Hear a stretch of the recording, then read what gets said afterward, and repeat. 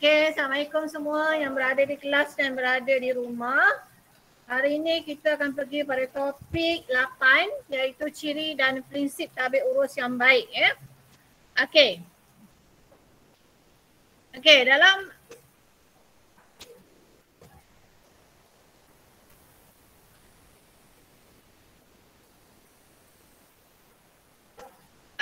dalam topik ni ada beberapa bahagian yang kita akan beri fokus. Boleh dengar suara saya belakang? Ya. Pertama kita akan tengok maksud takbir urus yang baik. Apa maksud takbir urus yang baik? Kemudian kita akan lihat prinsip takbir urus baik. Okey, prinsip takbir urus yang baik. Kepentingan takbir urus. Apa penting takbir urus yang baik? Dan juga kesan dan cabaran takbir urus baik. Okey, kesan dan cabaran takbir urus yang baik. Alright. Okey, mula-mula sekali kita lihat maksud takbir urus. Okey, maksud takbir urus senang cerita kalau kita dalam satu sekolah. Yang jadi pentadbir adalah pengetua dan penolong kanan. Betul? Dalam satu organisasi dia mesti ada bos. Okey? Bos besar ke bos kecil. Tapi masing-masing terlibat dalam pengurusan sesuatu organisasi ataupun pentadbiran sesuatu organisasi. Alright? Jadi dalam tajuk ini pelajar-pelajar semua akan belajar bagaimana sistem pengurusan dan pentadbiran sesuatu organisasi itu. Apa prinsip-prinsip dia takbir urus yang baik dan apakah cabaran dia serta kepentingan takbir urus yang baik kepada sesuatu organisasi. Okey, maksud takbir urus kalau kita tengok kat slide ni, pihak yang terlibat dalam pengurusan. Okey, contoh kalau kat sekolah siapa yang terlibat dalam pengurusan? Pengetua dan juga pentadbir, penolong kanan ya. Alright. Dan mereka ini bertanggungjawab secara telus. Okey, beraccountability. Accountability maksudnya bertanggungjawab kepada jawatan yang dipegangnya. Okey? Secara telus berhemat. Berhemat maknanya mengambil keputusan itu memikirkan apakah risikonya. Ya? So depan sikit lah, saya tak boleh cakap kuat lagi. Okey.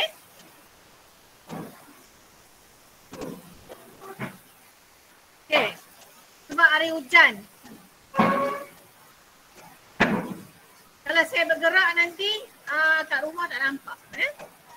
Okey, dua aspek yang harus saya beri perhatian kat sana ya. Dua aspek. Pertama ialah penyampaian. Penyampaian. Okey. Contoh ya. Bagaimana seseorang pengetua itu bekerja dengan cekap. Cekap ya. Cekap maksudnya dia tahu apa yang dia buat. Dia buat undang-undang di sekolah. Okey, dia tahu apa yang dia buat dan bertanggungjawab ke atas apa tindakan yang dia buat. Okey? Termasuk cekap dan efisien. Efisien maksudnya berkesan. Adakah tindakan yang dibuat tu berkesan? Contoh, kalau pengetua buat satu undang-undang, siapa yang datang lewat ke sekolah, kena denda. Jadi, adakah tindakan denda tu efisien? Efisien tu maksudnya berkesan. Berkesan untuk apa? Berkesan untuk mengawal pelajar yang lewat datang sekolah. Itu contoh. Ya? Jadi, sesuatu pengurusan itu, kita lihat dari segi penyampaian dia, efektif maksudnya cekap dan efisien maksudnya berkesan. Berkesan atau tidak. Ya? Okey, seterusnya pematuhan kepada undang-undang. Maksudnya pengetua, seorang pengetua juga ada undang-undang yang kena dia patuhi. Contoh, seorang pengetua hadir sekolah dia tak macam cikgu biasa. Cikgu pukul 1.10 dah boleh balik. Tapi seorang pengetua, waktu bekerja dia adalah mengikut waktu office hour. Pagi sampailah ke petang pukul 5 clock out. Itu maksudnya seorang bos majikan tertakluk kepada undang-undang yang dia dipertanggungjawabkan. Okey, pengetua boleh buat undang-undang kepada stakeholder dia. Siapakah stakeholder dia? Stakeholder dia adalah guru-guru, termasuklah pelajar-pelajar yang ada di sekolah. Okey, dan dia juga dipertanggungjawabkan kepada apa? PPD, Jabatan Pendidikan, ya, dan seterusnya kepada Kementerian Pendidikan. Ya, sebab walaupun jadi pengetua ada bos dia. Siapa bos dia? Pegawai di Pejabat Pendidikan Daerah. Siapa bos lagi tinggi? Pengarah Jabatan Pelajaran Negeri. Siapa bos lagi tinggi? Ketua Pengarah Pendidikan Malaysia. Siapa lagi tinggi? Menteri Pendidikan Malaysia. Maksudnya seseorang walaupun dia menjawat jawatan sebagai bos atau majikan di suatu organisasi di bahagian pengurusan, dia juga bertanggungjawab ke atas bos yang berada di atas dia. Ya? Okey, seterusnya. Okey, prinsip tabik urus. Prinsip utama tabik urus. Dia ada 7 prinsip, ya. Tapi untuk peperiksaan sekurang-kurangnya hafalah 5 prinsip, ya. Yang ni kena hafal lah. Okey, yang dekat rumah boleh ikut? Dekat rumah boleh ikut? Boleh. Boleh? Boleh. Ada jawapan tak? Dekat rumah boleh ikut? Hello? Okey. Boleh, madam.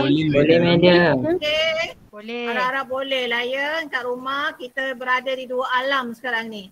Satu alam di rumah dan kedua alam di sekolah. Saya lah yang agak bukan pening lah kan, tapi dia agak sukar sikit kan nak memuaskan hati stakeholder. Kan? Macam saya ada guru tapi stakeholder saya ialah pelajar-pelajar saya. Kan? Bila kita berada di 2 tempat, contohnya sekarang, sebahagian di rumah, sebahagian di sekolah sebab kita patuh kepada SOP kan, SOP COVID. Jadi berlaku sedikit kegangguan dari segi penyampaian. Contoh, saya kena fikirkan yang di rumah, saya kena fikirkan yang di hadapan saya sekarang kan. Saya pun dalam 30 tahun saya servis pun saya tak pernah lagi mengajar 2 alam. Dah jadi macam katak lah kan. 2 alam. Okey. Baik, seterusnya kita tengok prinsip utama. Alhamdulillah dah berhenti hujan, ya. Suara saya tak boleh kuat lagi. Okey, prinsip utama tabik urus. Kita lihat pertama, fokus pelanggan. Berfokus kepada pelanggan. Apa maksud berfokus kepada pelanggan? Contoh, saya seorang guru. Pelanggan saya ialah awak semua sebagai pelajar saya. Ataupun dalam istilah lain tadi, kita sebut sebagai stakeholder. Stakeholder. Siapa dia stakeholder? Siapa dia stakeholder? Pelajar-pelajar semua, siapa dia stakeholder? Siapa dia stakeholder?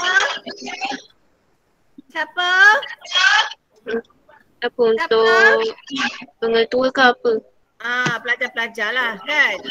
Okey. Pelajar-pelajar. Etika maksudnya memiliki nilai positif etika dan juga nilai murni. Ya?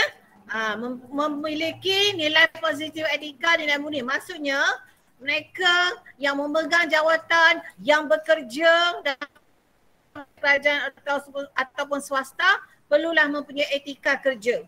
Contoh, kita hadir bekerja pukul berapa? Clock in mesti pukul sebelum 7:20 pagi berada di sekolah. Okay, itulah kita kata etika.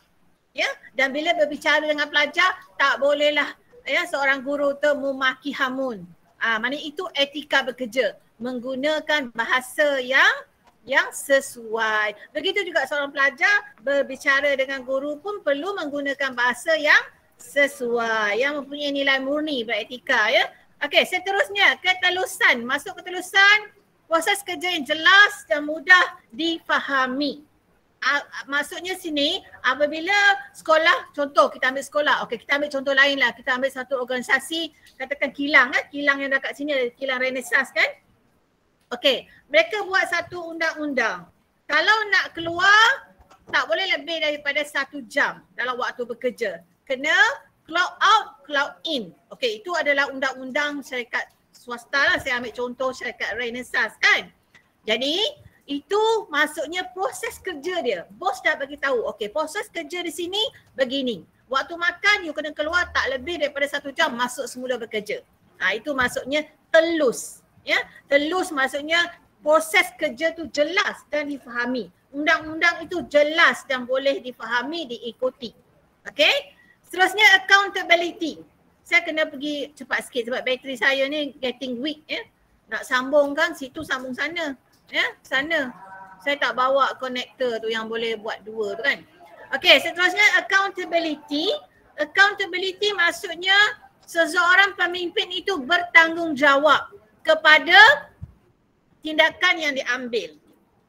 Dia bertanggungjawab kepada tindakan yang diambil. Contoh, pengetua kata waktu COVID kita kena pecah. Okeylah, sebahagian di sekolah, sebahagian di rumah. Jadi kalau ada apa-apa perkara berkaitan, contohlah ada pemantau datang, contoh itu ada pemantau datang kan.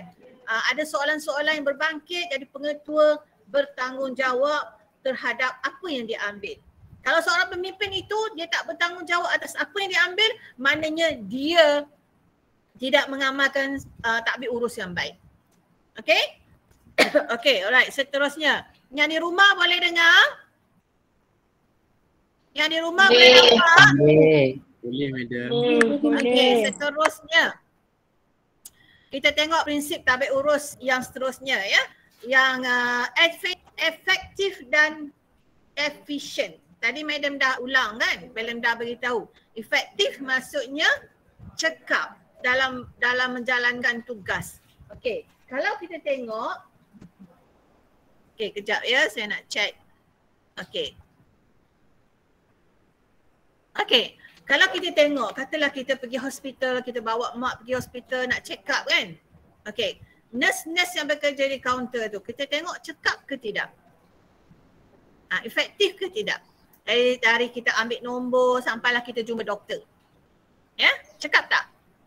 Bagi saya ada banyak lagi ruang-ruang yang boleh dipertingkatkan dari segi penyampaian. Ya, sebab apa bila kita pergi hospital, contoh saya pergi hospital buat follow up ambil nombor, berbaris. Lepas tu baris pula tunggu untuk register dan berbaris pula tunggu untuk dapat jumpa doktor. 3 kaunter. Nak jumpa doktor kena lalui 3 kaunter. Jadi ini bagi saya adalah cara penyampaian yang kurang berkesan. Ya, penyampaian berkesan tak perlu melalui banyak sangat kaunter ya. Seperti yang madam dah cerita dengan awak di overseas luar negara kan, dia Singapura contohnya, suntikan vaksinasi boleh dibuat secara online sahaja.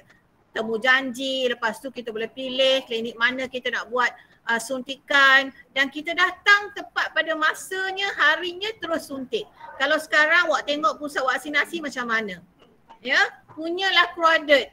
Kalau jadi ular tu, ular yang dah berlingkar-lingkar dah kan, terlalu panjang yang akhirnya boleh juga menyebabkan berlakunya close contact ya. Kita nak jarak tapi bila kita nak suntik kita dah kena COVID pula ya. Jadi inilah masalah, ini kita katakan masalah penyampaian, sistem penyampaian yang tidak efektif ya, tidak efektif dan efisien tu maksudnya berkesan. Berkesan tak apa yang kita buat? Contoh, apa yang saya buat sekarang ya, kita tunjukkan slide, di rumah boleh tengok, di sini boleh tengok kan. Jadi ini adalah cara yang lebih berkesan berbanding dengan saya just bercakap sahaja. Tak ada apa-apa rujukan kan. Itu maksudnya efektif dan berkesan. Okey? Dan seterusnya urus perubahan. Seorang pentadbir mestilah boleh mengurus sebarang perubahan yang berkaitan dengan pengurusan. Contoh, kalau di sekolah, pengetua nak buat perubahan tentang pentadbiran sekolah. Tak ada masalah. Kenapa tak ada masalah? Seorang pemimpin memang seharusnya boleh dan berupaya mengurus perubahan. Apa yang berlaku? Contoh, dulu sebelum COVID, kan? Sekolah semua, pelajar semua datang ya. Lepas tu bila COVID, pelajar sekolah kena mengikut perubahan. Perubahan apa? SOP. Ya, yang kita kena ikut. Okey, apa perubahannya contoh? Sekarang yang kita lalui sekarang. Sebahagian di rumah, sebahagian di sekolah. Tapi kita mengikuti pengajaran dalam masa yang sama. Kita gunakan apa? Teknologi. Tapi data saya sendiri. Sekolah ada internet tapi slow sangat kan. Yang saya risau sekarang ni saya punya bateri ni. Okay. Alright. Seterusnya amanah. Apa maksud amanah? Jujur, bersih, cakap, amanah. Dia seorang yang amanah. Kita ambil contoh pengetua lagi. Pengetua dia ada banyak wang yang dijaga. Wang untuk sekolah. Wang kebajikan lah, wang suar lah, ya, wang peruntukan yang turun dari kerajaan. Jadi ada juga pengetua yang ditangkap oleh SPRM. Kenapa? Menyalahgunakan duit sekolah. Ni yang kita kata amanah. Amanah dari segi wang, amanah dari segi tanggungjawab terhadap guru dan juga pelajar. Saya diamanahkan kepada pelajar saya. That's why apa yang penting kepada saya ialah kejayaan pelajar saya. Contohnya pelajar apa sik saya kan. Besok saya ada meeting mengawas exam, saya tak ada sekolah. Tapi saya bertanggungjawab, saya akan buat kelas dari rumah. Awak jangan lari. Saya buat dari rumah. Ya, saya buat PDPR online dari rumah, awak bawa phone lah, awak tengok kat phone. Esok pun saya plan nak bincang esei yang saya dah bagi tu. Ya. Dan dalam masa pelajar apa sik pun saya akan pilih satu hari, iaitu pada hari Sabtu sebab mereka hari Isnin dah exam. Hari Sabtu saya akan luangkanlah waktu weekend saya untuk pelajar-pelajar seperti mana saya beritahu tadi, pelajar adalah amanah saya. Untuk memastikan pelajar-pelajar saya dapat pengajian sekurang-kurangnya C. Baru lulus ya. Tapi dalam kamus hidup saya tak suka C. Saya suka A je. Atau B. Kalau C tolak, awak kena repeat paper. Jangan sampai C tolak ya. Okay. Syamin boleh? Yang kat rumah boleh? Hello yang kat rumah? Boleh? Okay. Dengar jelas tak suara madam? Sianya baru nak masuk. Allah. Boleh dengar tak suara madam? Boleh ya? Alright, seterusnya kita pergi slide seterusnya. Okay. Kepentingan tak ambil urus baik. Apa sebab tak ambil urus yang baik tu penting? Apa sebab seorang pengetua kena mempunyai atau berpegang kepada prinsip tak ambil urus yang baik yang kita belajar tadi 7 kan? Prinsip tak ambil urus yang baik. Kenapa bos sebuah organisasi, contohlah pengarah sebuah syarikat, perlu berpegang kepada tak ambil urus yang baik? Okey, apa kepentingan dia? Yang pertama, daya saing. Kita tengok perkataan daya saing. Sebuah sekolah perlu tak berdaya saing? Perlu tak? Perlu tak? Perlu. Kenapa perlu? Kita berdaya saing ya untuk melahirkan pelajar-pelajar yang hebat. Sebab itu setiap kali lepas peperiksaan PPD ya akan keluarkan susunarai sekolah mana yang peratusan paling tinggi mendapat lulus dalam STPM. Jadi itu maksud daya saing. Kita berlumba-lumba untuk menghasilkan produk yang bagus, yang hebat. Produk kita, produk sekolah adalah anda lah, modal insan. Ya, anda semua sebagai modal insan. Okey, tengok yang bawah tu. Kompetensi dan produktiviti meningkatkan daya saing. Kompetensi dan produktiviti meningkatkan daya saing. Maksudnya semua guru-guru berlumba-lumba untuk melahirkan pelajar yang cemerlang. Cikgu sekolah lain pun sama. Jadi kita bersaing. Sama-sama berlumba-lumba. Dan hasilnya siapa yang dapat faedah? Negara dapat modal insan yang efisien. Modal insan yang efektif dan berkualiti. Siapa modal insan dia? Anda semualah. Ya? Awak semua bakal pemimpin negara. Tak gitu? Mana tahu kan? Besok jangan lupa madam ya. Jadi menteri. Mana tahu kan? Okey. Seterusnya kepentingan tak ambil urus sebaik ialah potensi insan. Apa maksud potensi insan? Pendekatan strategi pembangunan dan pengurusan personal. Macam pening sikitlah tengok perkataan tu kan. Maksudnya apabila kita mentadbir, katalah awak jadi bos besok, awak jadi bos satu syarikat kan, awak bekerja dengan swasta, katalah awak jadi bos dalam ni lah, macam okey saya ambil contoh adik saya lah. Adik saya lelaki dia jadi manager amanah raya. Okay, maksudnya dia jadi bos lah dalam syarikat tu. Walaupun masa COVID, sepanjang masa COVID, dia duduk depan komputer kat rumah daripada pagi sampailah office hour tamat. Maksudnya itu apa? Seorang pentadbir yang apa? Ada pendekatan yang tersendiri. Dia ada strategi dia yang tersendiri. Kerana apa? Barulah orang boleh tengok dia berkemampuan. Dia berkeupayaan untuk mentadbir sesuatu organisasi. Macam saya dulu. Saya pernah jadi PKM sebelum saya jadi pensyarah metrik. Kemudian saya masuk ke sini. Saya adalah PKM dulu. Tapi saya keluar. Saya masuk metrik. Masa tu, so saya tinggalkan jawatan saya. Kalau saya tak tinggal dulu, saya dah jadi pengetua dah. Ya. Saya dulu PKM, saya pernah PK Kokus, saya pernah PKM. Metodis dengan SMK Bandar Banting kat sini. Kat dalam majlis sana kan. Okey, jadi bila jadi seorang bos, dia PKM kat sekolah kan. Saya jaga 2,000 orang pelajar dan saya jaga semua guru-guru yang berada di bawah seliaan saya. Sebab ia melibatkan hubungan personal. Hubungan personal tu apa? Hubungan saya dengan guru, hubungan guru dengan murid, hubungan guru dengan ibu bapa. Itu masuk hubungan personal. Hubungan personal adalah hubungan antara manusia dengan manusia yang lain. Ya? Contoh awak dengan saya ada hubungan tak? Bukan fair, hubungan personal. Ya. Madam. Oh, Okay. madam. Faham tak yang belakang yang pelajar baru? Tak dengar. Boleh? Boleh? Madam, nak tanya madam. Tak dengar suara lah. Okey, seterusnya. Ni dia. Tadi lupa loh yang ni lagi satu Okey, ada ni. Yang ketiga, tadi dua kan? Apa yang tadi? Untuk kepentingan. Pertama, daya saing. Yang kedua, melahirkan potensi insan. Okey? Potensi insan yang baik, berkualiti. Okey, yang ketiga. Kepentingan tak ambil urus, seterusnya adalah boleh melakukan transformasi perkhidmatan. Pentingnya satu tak ambil urus yang baik itu supaya boleh melakukan transformasi perkhidmatan. Apa dia? Kemahiran kerja, dedikasi, bermotivasi. Ya? Cuba kalau seorang bos tu tak ada perkhidmatan yang baik, boleh tak dia mentadbir satu organisasi? Tak boleh. That's why apabila seseorang itu diangkat atau dilantik menjawat jawatan penting, contohnya pengetua ke, penolong kanan ke, dia melalui tapisan dulu. Apa tapisan dia? Temuduga. Ada temuduga. Yang dia lulus temuduga, cukup kriteria apa yang diperlukan menjadi seorang pemimpin atau pentadbir, barulah surat lantikan dikeluarkan. Ya.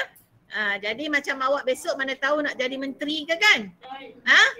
Masuklah pilihan raya, bertanding, masuk penamaan calon kan? Kalau terpilih penamaan calon masuk pilihan raya mewakili parti tanduk kerbau ke? Kan? Kalau rakyat pilih awak, bolehlah awak mewakili sesuatu kawasan sama ada dari peringkat DON ataupun peringkat pusat. Nak ke jadi menteri? Nak tak? Jadi menteri. Menteri apa? Menteri Kerja Raya? Okey, seterusnya. Tengok yang kepentingan yang keempat sekarang. Belakang boleh ikut tak Syamil? Boleh? Okey, kita pergi kepada ekspektasi stakeholder. Ekspektasi itu apa? Ekspektasi ni adalah harapan. Apa jangkaan? Jangkaan seseorang stakeholder. Stakeholder tu adalah pelanggan lah.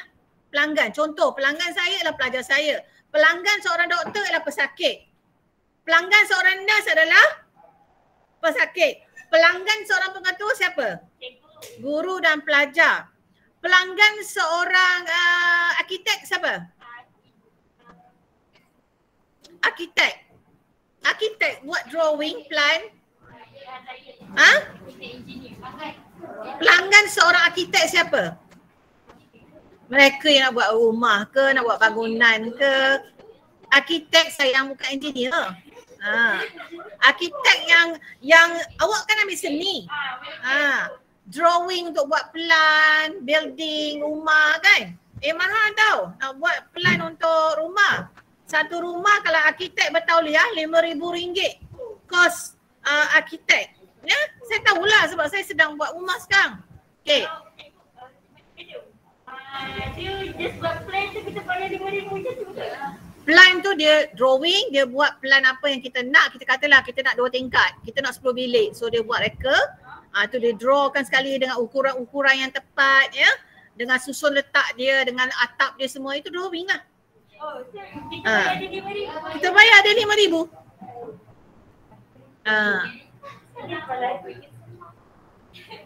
Jadi itu 4 kan kepentingan. Apa dia tadi? Ekspektasi, transformasi pendidikan, apa lagi?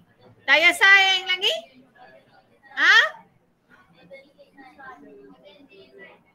Modal insan, betul? Potensi insan. Okey. Seterusnya.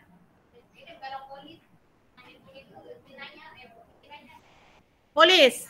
Okey, polis dalam jabatan polis dia ada banyak pangkat tau. Pangkat tu kira dia jadi pemimpin lah.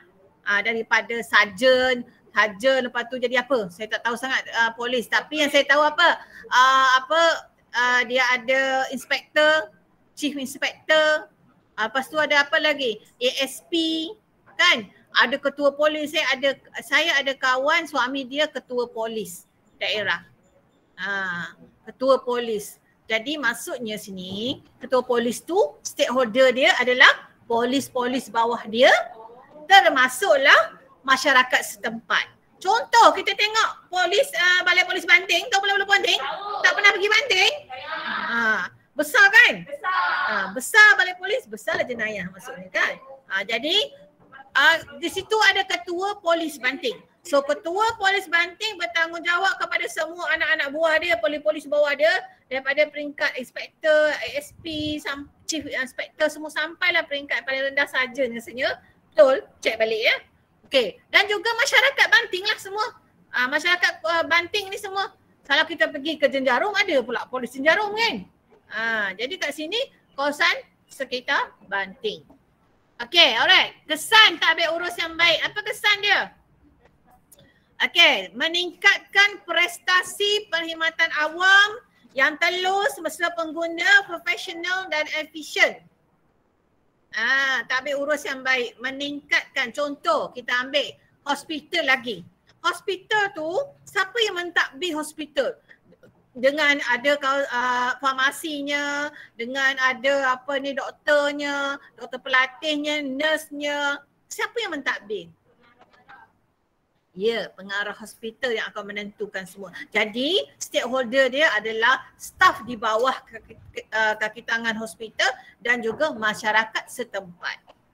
Tapi kalau pergi hospital Banting sana, memanglah agak lambat sikit lah ya. Bukan saya komplain sebab saya pun ada anak saya kat sana.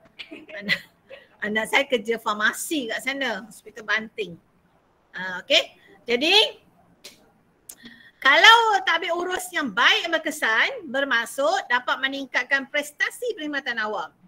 Jadi bila meningkatnya prestasi perkhidmatan awam, nama kerajaan pun meningkatlah. Betul? Okey, mudah urusan stakeholder. Contohlah kalau kita nak jumpa doktor kan, sekarang terpaksa pergi 3-4 kaunter baru jumpa doktor. Kalau dapat dipermudahkan buat secara online, kita ambil masa yang sekejap, dalam 30 minit dah dapat jumpa doktor. Ya, tapi masalah kita sekarang sebenarnya lah hospital tu tak cukup kaki tangan. Ya, dan hospital tu kecil je. Awak tengok hospital Banting kecil je banding dengan balai polis lagi besar. Ya. Jadi maksudnya perlu dipertingkatkan dari segi fasiliti dia. Ya. Okey, seterusnya meningkatkan apa? Meningkatkan ekonomi. Okey, meningkatkan ekonomi. Okey, kenapa perlu tingkatkan ekonomi? Apa?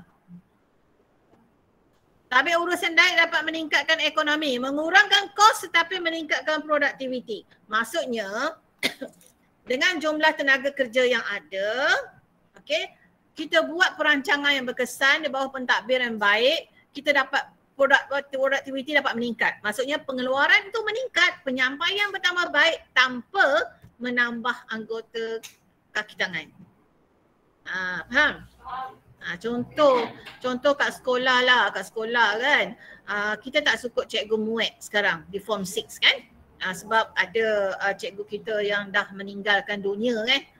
Itu cikgu muat. Jadi sekarang cikgu muat yang ada ni dia combine class. Awak combine dengan 6DS kan? Itu maksudnya productivity. Dengan staff yang kita ada, kita tingkatkan productivity. Ya? Okay. Alright. Seterusnya image. Kesan tak ambil urus yang baik dapat meningkatkan imej negara. Hubungan baik antara rakyat dan kerajaan meningkatkan imej negara. Contoh ya, dekat Melaka. Kan Madam dah cerita, dekat Melaka kan Dewan Undangan Negeri dia dah dibubarkan. Betul? Ya. Jadi kalau ikutkan netizen tak setuju kan dengan pilihan raya sebab sekarang kita masih dalam suasana COVID kan. Jadi sebagai kerajaan, Perdana Menteri kena jaga stakeholder. Stakeholder dia ialah rakyat. Juga kena jaga juga orang bawah dia. Orang bawah dia siapa? Politik tu. Wakil-wakil rakyat yang berlaku perpecahan di Dun Melaka tu sehingga parlimen dibubarkan. Jadi dalam mengikut perlembagaan dalam masa 60 hari, pilihan raya kena diadakan.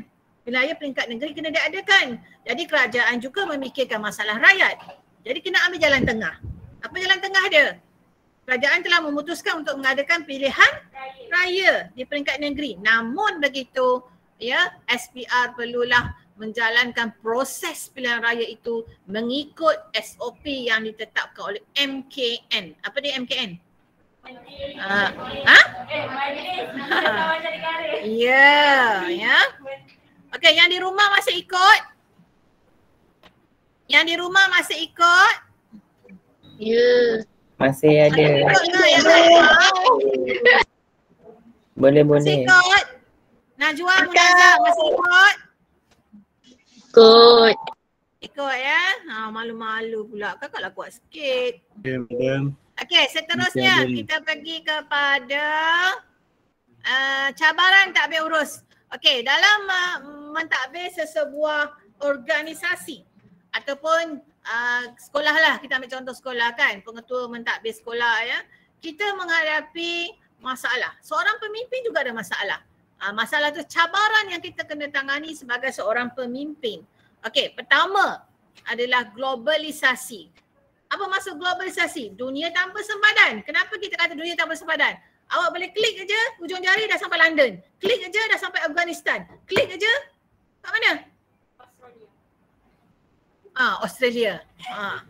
Kan? Maksudnya, kalau kita boleh cari maklumat di seluruh dunia tanpa sempadan, tanpa langit sebagai sempadan kita, maka dari segi negatifnya, perkara-perkara yang buruk pun mudah masuk ke negara kita. Betul? Yang viral semua tu kan, apa yang berlaku kat Afghanistan contohnya kan, sekarang di bawah pimpinan tentera kan. Jadi kita pun tahu walaupun kita tak pernah pun pergi Pakistan. Apa yang berlaku di Syria kita pun tahu. Apa yang berlaku di Mesir kita tahu. Ya, Muhammad Morsi dulu Presiden Mesir ya. Dijatuhkan hukuman gantung sampai mati kan. Ya. Jadi kita tahu, kita di sini pun tahu apa yang berlaku pada Presiden Mesir. Apa yang berlaku pada Osama bin Laden. Tahu Osama bin Laden kat mana? Ya, ketua pemimpin kepada Al-Qaeda. Jadi Osama bin Laden mati dalam serangan ambush oleh US.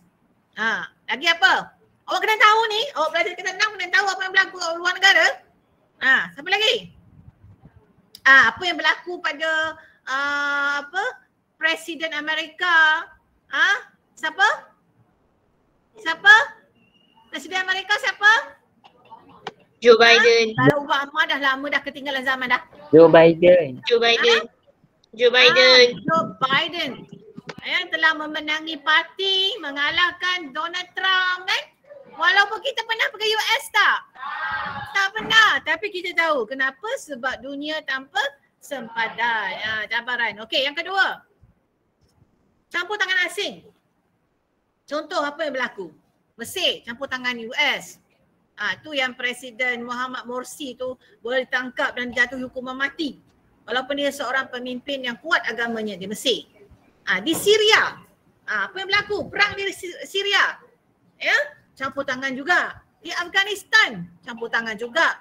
Di Arab, campur tangan juga. Kerana dunia kita sekarang ni, ya, seolah-olahnya berada di bawah satu order. Ataupun sebagai one new order.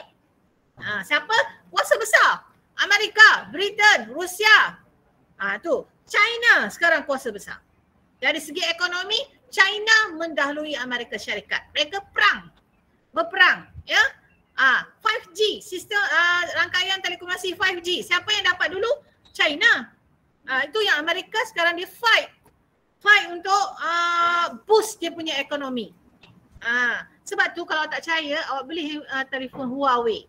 Boleh tak awak search Google? Tak boleh. Huawei dengan Google tak kawan. Awak search, awak beli Huawei, dia ada sistem aplikasi sendiri untuk search maklumat. Sebab tu saya tak beli. Mula saya nak beli Huawei juga kan. Saya beli Samsung. Samsung ni baru beli. Kan? Kerana apa? Kalau kita tak boleh berkawan dengan pakcik Google, susah kita. Banyak kita yang kita nak cari maklumat dengan pakcik Google ni. Kan? Semua cari maklumat. Sakit apa? Sakit kepala. Cari ubat kat pakcik Google. Nak makan apa? Kan? Nak cari resepi apa? Tanya pakcik Google. Kan? Jadi maksudnya pakcik Google ni sangat penting dalam kehidupan kita sekarang ni. Dia ada aplikasi dia sendiri. Engine dia sendiri. Siapa nak beli Huawei, dia tak boleh kawan dengan pakcik Google. Okey, kesan cabaran seterusnya adalah mobiliti pekerja dan pemikiran serta nilai. Apa maksud mobiliti pekerja? Bila orang dah boleh search maklumat dengan mudah, jadi seseorang pekerja tu dia mudah beralih arah. Samalah juga. Mudah beralih pasangan. Kan? Sebab apa? WhatsApp lah, Twitter lah, TikTok. Kan? Maksudnya ada yang pro, ada yang cons. Ada yang cons yang nilai-nilai yang tidak baik yang kita terima dari barat. TikTok tu sebenarnya dari China. Ya, tapi sekarang semua orang dari muda sampai tua nak buat TikTok. Kan?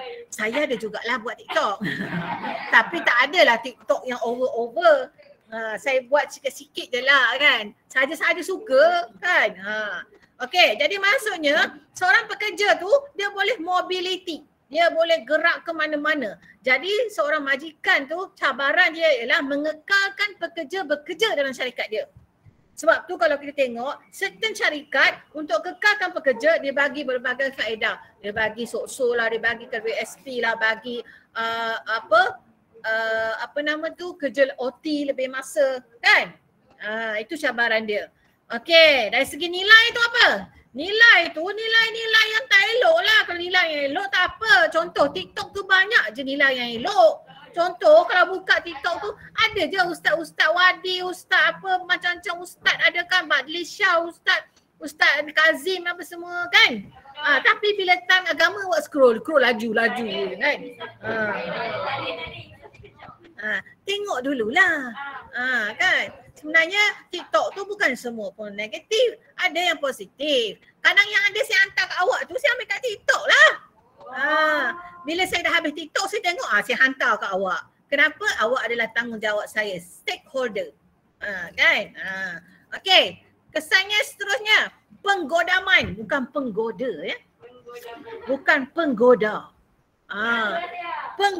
Ejaan sama. Penggoda dengan penggodaman. Sebutan dia lain. Penggoda dengan penggodaman. Penggoda ni goda. Tahu? Menggoda. Okey. Kalau penggodaman ni maksudnya ada hackers yang hack kita punya sistem pertahanan. Sistem pertahanan macam dekat US kan dia punya NASA apa semua tu. China boleh godam tu. Itu takut satelit boleh godam. Sebab tu ada kes-kes yang duit boleh hilang dari bank. Kan? Tu duit tiba-tiba hilang dari bank. Kalau sikit tak apa, kalau banyak Kan? Lepas tu tak tahu siapa, saya tak keluarkan. Kad dah tahu. Sebab tu kadang-kadang simpan duit dalam bank pun susah hati. Simpan duit dalam bantal pun susah hati. Kan? Lebih baik tak payah ada duit lah senang. Kan? Tak payah ada duit pula susah juga, rasa nak mati. Kan? Tak ada duit rasa nak mati. Kan? Sebab tu saya pergi mana-mana saya bawa kad je. Simpan jugalah dalam bank, nak simpan mana lagi kan? Okey, seterusnya. Okey, nak habis dah ni. Impak globalisasi kepada sosial dan politik. Impak ni maksudnya kesan. Okey, yang kat rumah masih ikut? Yang kat rumah masih ikut? Ikut. Ya, madam masih ikut. Ramai lah tutup kamera ni. Buka kamera. Kang kena kick out kang. Buka kamera. Buka kamera. Ini kawan-kawan kat kelas ni tengok ni awak ni. Okey. So kita tengok impak positif dan negatif. Okey, kita tengok impak dia. Okey, kita tengok impak yang dari segi politik dulu. Impak maknanya kesan. Kesan globalisasi. Globalisasi tadi apa maksudnya? Globalisasi dunia tanpa sempadan. Ya, dunia tanpa sempadan. Apa negatifnya? Kita tengok. Campur tangan politik oleh kuasa asing. Pengintipan dan penggodaman sistem pertahanan. Awak hafal, yang tu kena hafal lah. Okey, kalau nak tahu tentang penggodaman sistem pertahanan ni kena buat bacaan luar sikit. Okey, buat bacaan luar. Dalam tingkatan 6 kena buat bacaan luar ya, kawan sayang semua. Okey, kalau campur tangan politik ni kat mana? Tadi Madam bagi contoh kat Mesir, kat Syria, Afghanistan kan? Kan? Kuasa-kuasa besar tadi tu yang Madam cakap one new order tu cari sebab je untuk campur. Bila dia campur, dia dapat menguasai negara kita. Macam yang berlaku pada tahun 1870-an lah. Negeri Melaka ditakluki Inggeris, lepas tu negeri Melayu bersekutu, negeri Melayu tidak bersekutu kan? Semua tu campur tangan Inggeris. Lama kita berada di bawah pemerintahan Inggeris, di bawah residen. Kan? Jadi kita merdeka barulah kita dapat merasai pentadbiran kita sendiri mengikut acuan negara kita sendiri. Kita sukalah duduk di bawah negara kita, tapi ada orang tu dah lari ke Australia. Ya. Okey, positif. Dari sudut positif dia apa? Hubungan multilateral dan bilateral membawa kepada kemajuan ekonomi. Maksudnya sini, contoh negara kita ni tak boleh hidup seorang-seorang. Kita ni dikelilingi oleh negara lain. Yang paling hampir apa? Indonesia lagi? Singapura lagi? Thailand lagi? Lagi? Filipina lagi? Jepun, China. Jadi maksudnya apa? Itu kita panggil negara-negara rantau Asia Pasifik. Sekarang ni ASEAN tu dah outdated dah. Sekarang ni kemajuan ekonomi kita banyak kita bergantung berantau Asia Pasifik. Kenapa? Sebab pasaran lebih luas. Tahu tak mana negara berada dalam rantau Asia Pasifik? Iaitu negara yang lokasinya menghadap lautan Pasifik. Awak tengok balik peta, mana negara yang menghadap lautan Pasifik? Lautan Pasifik kita ada lautan Pasifik sebelah kanan tengok balik. Bukan laut Cina Selatan, laut tu tak dalam, lautan tu lagi dalam, lautan Pasifik. Sekeliling lautan Atlantik tengah-tengah. Yang ada Bermuda Triangle tu. Tu lautan Atlantik. Tengok balik, ini geografi hancur ni ya. Jadi apa maksud hubungan multilateral, bilateral? Hubungan dari segi kemanusiaan, hubungan dari segi ekonomi. Contoh, kita dapat banyak COVID ni. Kita buat ke? Banyak COVID pula kau. Banyak vaksin COVID ni. Kita buat ke? Kita dapat dari luar negara. Kita masuk persatuan COVAX. Lepas tu kita beli dari US, dari China kan? Kita Sinovac, kita ada Pfizer, kita ada AstraZeneca kan? Moderna. Itu semua dari negara-negara yang pengeluar vaksin. Kita tak keluarkan vaksin. Ya, tapi sebagai sebuah negara yang meningkat kemajuannya, okey, Menteri Kesihatan telah mewawarkan pada kita akan berusaha R&D, ya, research and development untuk menghasilkan vaksin untuk kegunaan rakyat kita. Sebab sekarang fasa pandemik negara kita ni dah ke arah endemik. Endemik. Pandemik kita hidup dalam suasana sekarang lah. Ya, suasana kita berjaga-jaga COVID kan. Kita jaga SOP kan, kena COVID, fasa-fasa dia masuk ke ward semua, ward ICU dan sebagainya. Tapi bila dah masuk endemik, hospital dah menganggap ia satu penyakit yang biasa. Bukan lagi special case. Bila penyakit biasa, maksudnya macam denggi, macam taun, kita sendiri yang kena berjaga dengan penyakit itu dan virus itu telah hidup dalam diri kita mungkin dan persekitaran kita. Macam kita sekarang, kita tahu tak Awak Syahmin, awak pembawa apa ni tak? COVID tak? Awak bawa cek corona tak? Tak tahu kan? Tambahan pula ada yang anti vaksin, tak nak divaksin kan? Maksudnya kita sekarang hidup dalam ke arah suasana endemik. Kita kena hidup bersama virus. Jadi kita kena pandailah jaga dan bawa diri kita. Boleh je. Contoh hari tu saya pun pergi Melaka tengok ramai ni orang. Sebab dah lama terperuk kat rumah, masing-masing keluar macam ke katu kan. Berterbangan. Masuklah saya ke katu tu. Kan? Okay, ni last ya. Last slide. Okay, positif dari segi apa? Perdagangan, perluasan pasaran dan juga pemindahan teknologi. Okay, bila kita ada dunia tanpa sepadan ni, global ni, teknologi senanglah untuk berpindah. Contoh kita boleh belajar secara online kan? Teknologi pindah melalui transfer data, teknologi lah tu. Ya? Apa negatif dia? Persaingan produk dari luar. Contoh, nak dengar tak contoh dia apa? Pernah dengar syarikat permainan US tu, apa namanya, Toys Kit. Toys kan? Toys Kit tu syarikat besar US pernah jatuh kerana mendapat saingan dari produk tiruan dari China. China dia keluarkan produk sama sebiji tapi harga murah.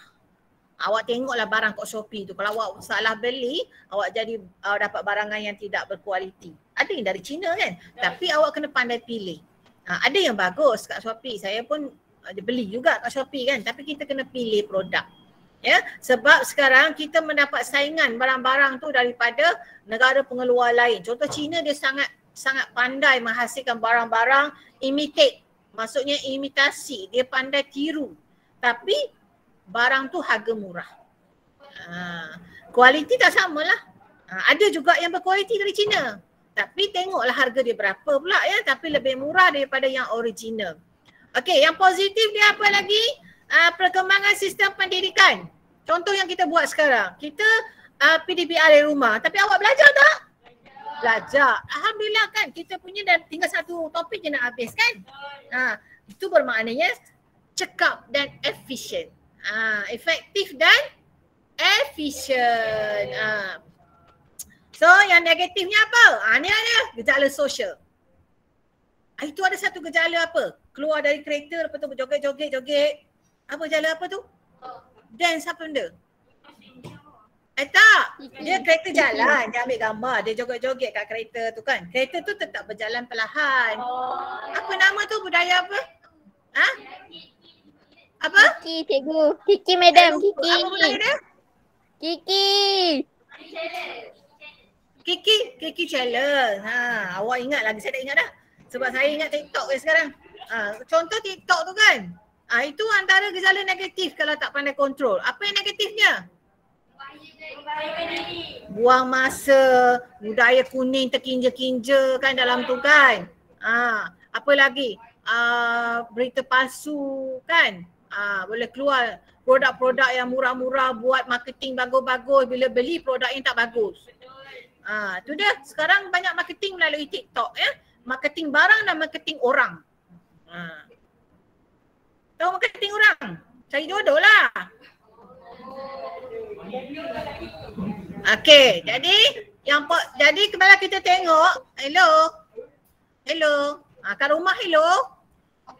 Bila kita tengok dari segi cabaran takbir urus yang baik, cabaran dari segi globalisasi. Globalisasi ni boleh jadi satu tajuk esei ya. Bagaimana global ni dia suruh awak huraikan apa yang baik, apa yang buruk. Adakah globalisasi ni semua keburukan? Tidak, ada kebaikan dia. Jadi solution dia sebagai seorang insan, okay, kita kena pandai memilih mana yang baik untuk diri kita, agama, bangsa, negara, mana yang tidak baik. Contoh berita palsu, propaganda ya, politik, propaganda komunis, propaganda subversif. Contoh yang baru itu mimpi Masita kan, viral satu negara. Saya pun tengok juga apa benda mimpi Masita ni. Mimpi Masita ni dia kata apa? Ada beberapa bom yang akan jatuh dalam negara kita dalam masa terdekat. Maksudnya tak lama lagi kita nak kiamat lah. Memang kiamat itu pasti. Tapi dia dapat mimpi kata ada bom nak jatuh. Jadi ini adalah unsur negatif lah yang kita dapat daripada internet. So kita kena pandai tapis. Kalau orang percaya, dia percayalah, taksub lah kepada Masita ni. Tapi bila ditangkap oleh JAKIM, dia dah insaf lah, nangis-nangis. Biasalah tu. Nangis-nangis kan. Okey, jadi kesimpulan dia yang kat rumah. Boleh faham yang kat rumah? Boleh. Boleh. Okey, jadi kesimpulan apa yang kita lihat hari ini adalah apa itu takbir urus? Takbir urus ni melibatkan mereka yang menjadi pengurus. Okey, bagaimana ia mentadbirkan stakeholder dia untuk mencapai matlamat yang diinginkan oleh organisasi dia. Faham? Dan dalam menghasilkan takbir urus yang baik, ada cabaran yang harus diatasi. Okey, cabaran dia tadi, satu daripada cabarannya adalah cabaran dari segi globalisasi. Okey, bagaimana nak menangani dunia tanpa sempadan. Dan akhirnya bila kita ambil secara kesimpulan bahawa seorang pemimpin itu untuk mempunyai satu takbir urus yang baik, haruslah pemimpin yang mempunyai ilmu. Berilmu pengetahuan, mempunyai kemahiran, mempunyai akhlak yang baik. Ya. Jadi insya-Allah awak semua bakal menjadi pemimpin yang berkaliber. That's why awak berada di tingkatan 6 ini untuk melayakkan awak mendapat ilmu dan juga kemahiran, menjadi model insan yang berguna kepada bangsa dulu, agama dan negara, insya-Allah ya. Okey, yang kat rumah ada soalan? Ada soalan? Tak ada.